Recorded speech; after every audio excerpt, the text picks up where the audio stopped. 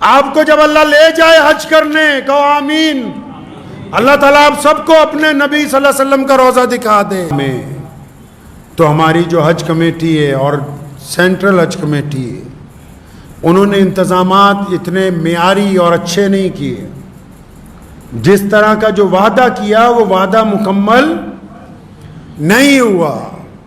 ایک بات ہمیشہ نوٹ رکھیں، وہ بھی جو لوگوں کو عمرہ کرواتے ہیں یا حج کرواتے ہیں، بلا شبہ یہ دین کا بہت اچھا کام ہے، لیکن ہمیشہ یاد رکھیں کہ حاجیوں سے کیا گیا وعدہ اگر توڑو گے تو یہ اس وعدے کا خمیادہ بھگتنا پڑے گا۔ حاجیوں کے ساتھ اگر کوئی بندہ دھوکہ کرے گا تو اس کو اس دھوکے کا بدلہ دنیا میں بھی چکانا ہے اور آخرت میں بھی چکانا ہے۔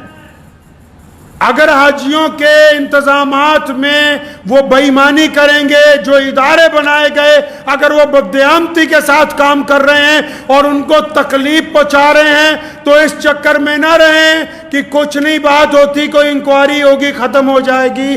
یہ سوچ لیں کہ وہ مہمان کس کے ہیں، اور یہ سوچ لیں کہ آپ کو نوکری پر کس نے لگایا ہے۔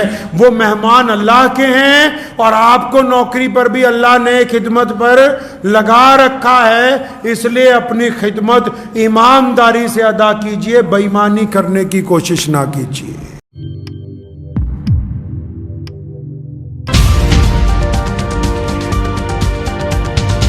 آپ کو جب اللہ لے جائے حج کرنے، کہو آمین۔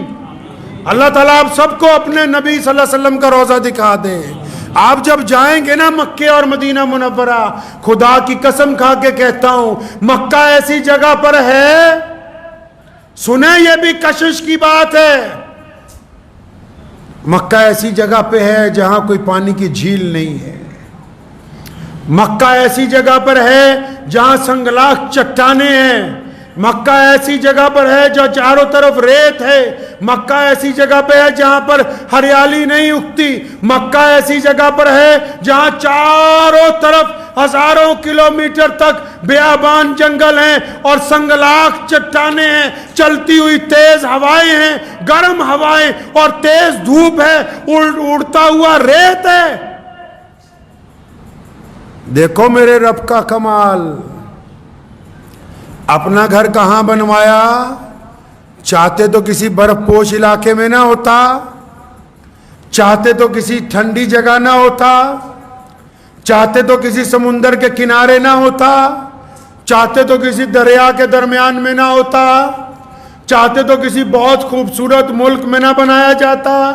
بیت اللہ کو سنگلاخ چٹانوں میں اللہ کے نبی سیدنا ابراہیم علیہ السلام نے تعمیر کیا، ان سے پہلے آدم علیہ السلام نے تعمیر کیا، ان سے پہلے فرشتوں نے اس جگہ بنیاد رکھی اور اس گھر کو اللہ کا گھر کہا۔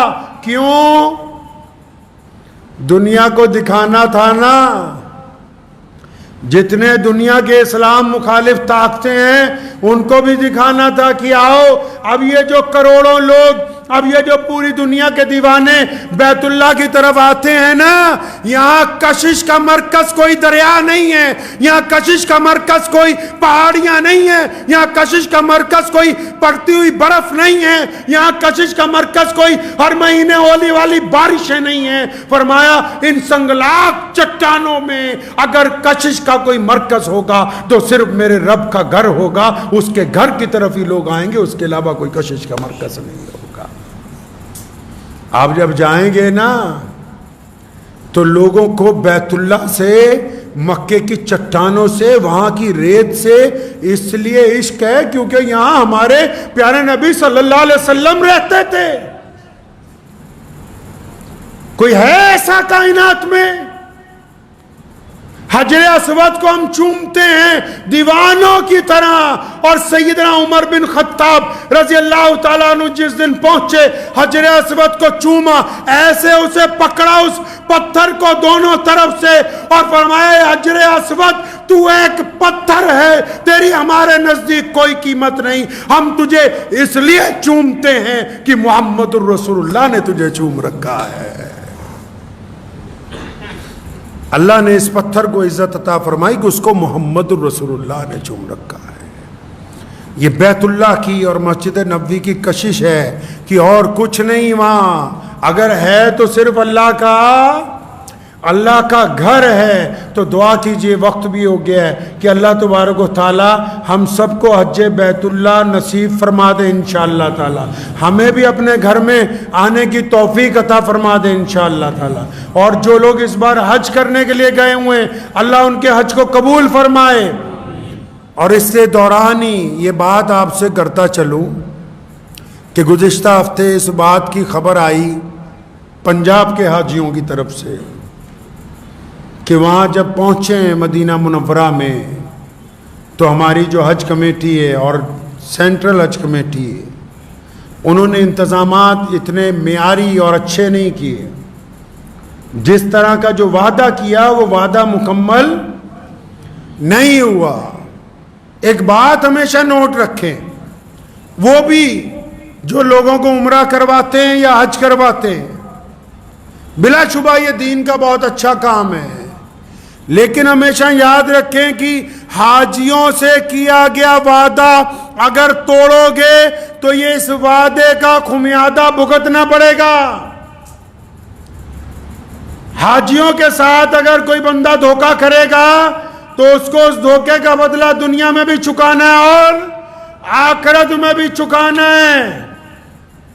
اگر حاجیوں کے انتظامات میں وہ بے ایمانی کریں گے، جو ادارے بنائے گئے اگر وہ بدقیامتی کے ساتھ کام کر رہے ہیں اور ان کو تکلیف پہنچا رہے ہیں تو اس چکر میں نہ رہیں کہ کچھ نہیں بات ہوتی، کوئی انکوائری ہوگی ختم ہو جائے گی۔ یہ سوچ لیں کہ وہ مہمان کس کے ہیں، اور یہ سوچ لیں کہ آپ کو نوکری پر کس نے لگایا ہے۔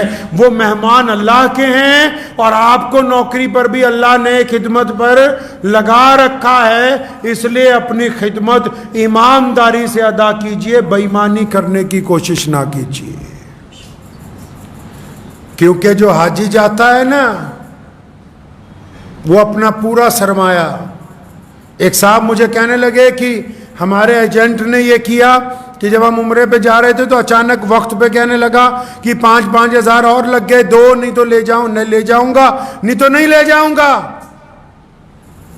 اگر اس نے 100-150 آدمیوں سے 5,000 ہزار کر کے 2-4 لاکھ کما بھی لیا تو میاں صاحب یہ 2-4 لاکھ یہیں نکلنے والا ہے، ہضم نہیں ہونے والا۔ یہ دنیا کے کاروباریوں میں جو ہیرا پھیری ہوتی ہے نا، وہ غلطی معافی تلافی کر کے معاف ہو سکتی ہے، استغفار کے بعد کچھ کمی آ سکتی ہے، لیکن اللہ کے مہمانوں سے بددیانتی اور اللہ تبارک و تعالیٰ کے مہمانوں سے گنڈا گردی یہ پھر معاف ہونے والی ہے نہیں ہے۔ اس لیے جو خدمت دی گئی اس کو ایمانداری سے ادا کیجئے۔ اور چلتے چلتے ایک بات بڑے دکھی دل کے ساتھ اپنے حاجی بھائیوں سے کہنا چاہتا ہوں کہ مکہ اور مدینہ کی زمین پر جانا کوئی معمولی بات ہے نہیں میاں صاحب، یہ کوئی بات ہی معمولی نہیں ہے، ایسی بات معمولی نہیں ہے۔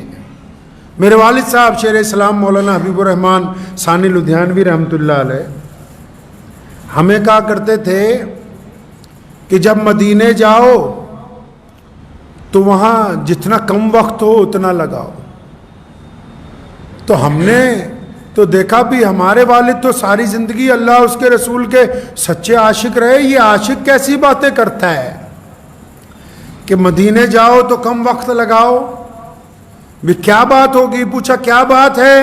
تو فرمانے لگے بیٹا مدینہ جو ہے وہ پیارے نبی صلی اللہ علیہ وسلم کا شہر ہے، وہ بڑا ادب والا شہر ہے، بڑے احترام والا شہر ہے، بڑی نزاکت والا شہر ہے، بڑے خلوص والا شہر ہے، بڑی محبت والا شہر ہے، بڑی شرم و حیا والا شہر ہے۔ اس شہر میں تو ہوٹل میں بیٹھ کے بھی اونچی آواز میں کسی سے مذاق کرنا حرام ہے۔ محبوب کے جب شہر میں جاؤ، جب اپنے محبوب کے سامنے ہوتے ہو، کس طرح بندہ چاق و چوبند رہتا ہے؟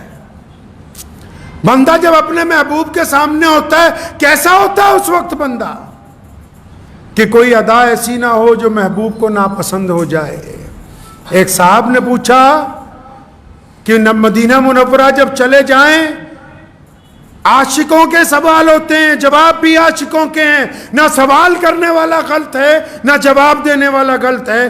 عاشق نے کسی عاشق سے پوچھا کہ روضہ مبارک پر جب چلے جائیں، جب سونے محبوب صلی اللہ علیہ وسلم کا روضہ سامنے آ جائے تو کیا ہم اپنے ہاتھ سے ان جالیوں کو ہاتھ لگا سکتے ہیں؟ کیا اپنے ہونٹوں سے ان جالیوں کو چوم سکتے ہیں؟ تو پھر عاشق نے ہی جواب دیا، کہنے لگا ہاں کیوں بات، کیا بات نہیں ہے، کیوں نہیں ہاتھ لگا سکتے، کیوں نہیں ان ہونٹوں سے ہم رسول اللہ کی جالیوں کو چوم سکتے؟ لیکن ہاتھ لگانے والا بھی اور ان کو چومنے والا بھی پہلے یہ بات تو طے کر لے، کیا یہ ہاتھ اس قابل ہیں، کیا یہ ہاتھ اس قابل ہیں کہ یہ پیارے محمد صلی اللہ علیہ وسلم کے روضے عطر کی جالیوں کو لگا دیا جائے؟ کیا یہ ہونٹ اس قابل ہے کہ آقا دو جہاں صلی اللہ علیہ وسلم کے روضے کی جالیوں کو لگ جائے؟ یہ عشق کی باتیں ہیں۔ اور حاجی بھائیوں، یہ عشق کا سفر ہے۔ آپ کی تکلیف کو میں سمجھتا ہوں، لیکن آپ نے جو تکلیف کا اظہار کیا اس کو بہانہ بنا کے لوگوں نے سیاست شروع کر دی۔ ارے مدینے کی تو گلیوں میں چلنے والے کتے کے اگر ہم پاؤں چوم لیں تو وہ بھی ہمارے لیے سعادت کی بات ہوگی۔ اس زمین پر رہ کے بس ایک کام پکڑ لیجئے کہ جب تک اس مقدس سفر میں ہیں صبر سے کام لیجئے، عشق سے کام لیجئے، محبت سے کام لیجئے، اپنی زبان کو گلے اور شکوے سے روک لیجئے۔